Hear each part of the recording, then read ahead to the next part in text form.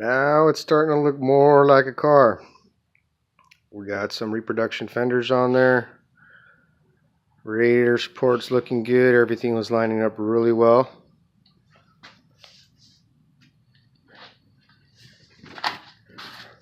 All the original holes are going to work really good. Got to get all new clips for them.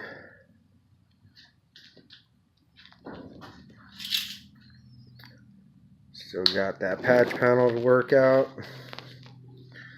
Like I said, for now I kind of want to hang everything on there. There's no bolts holding anything right now. It's just kind of standing on its own, so it's good.